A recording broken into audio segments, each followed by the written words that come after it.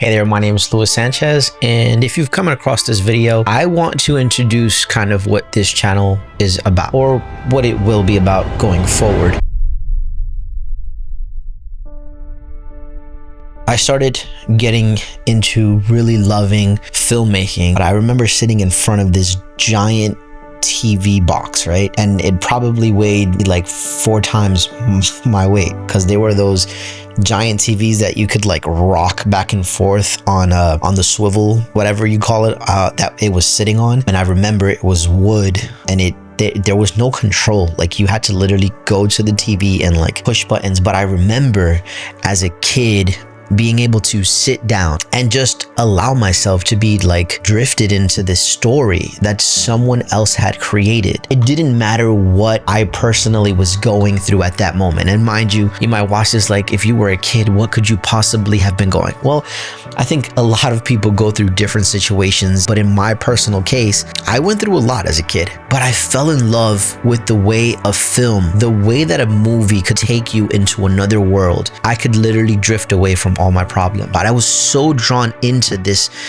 story that someone else came up with, that it just transformed my life, and I fell deeply in love with film.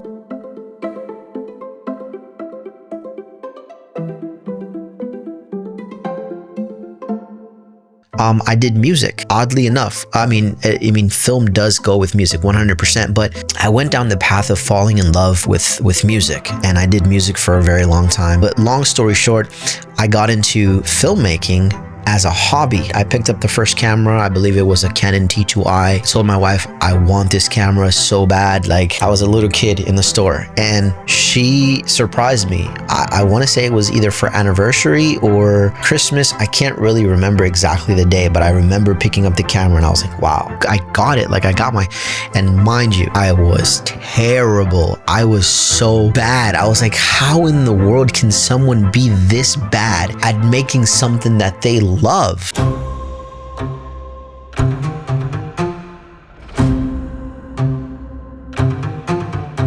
Like, that didn't stop me, right? Like, it wasn't like I picked up the camera, I was in love with it, and it just went away because I was horrible at it. No, I love the craft, right? I had to, like, in my mind, I was like, I gotta figure this out because this is what I love. I love to do this. Fast forward from 2009 to 2017. By this time, I had done about 12, maybe 13 years in retail management. I love the experience that I got from it. Who I became, more organized, being able to manage a team of 20, 30, 15. It always changed, and run massive, stores. Like, looking back, I'm like, wow, like, these were multi-billion dollar companies that I was able to manage, right? And in Puma, they had this contest that I didn't know about prior to being hired, where the employees, like, once a year would get together, everyone from each district, make a song about something based off of Puma, and they would submit those songs with a video, and the winner would get flown out to the corporate office and perform that in front of corporate. I thought that was like right down my lane. I'm like, 2009 was when I picked up my first camera. I had mastered a little bit of what I wanted to. I'd gotten pretty decent at filmmaking. I remember the first song that we made, which was the first year. I made the beat and all of that because, mind you, I had 2 different worlds. I was an artist. I did travel, but we did the song and we won. We were able to fly up to Massachusetts. We met vice president of the company, a name brand company that is known worldwide. Really enjoyed our craft. The next year, we did a song again, right? And we like crushed it. We did so well that they thought Puma had actually hired a professional cinematographer and filmed the video, and they offered me, some amazing opportunities. But I saw something with that moment. This creative process allowed for companies like that to look at me and say, wow, like, you really have something.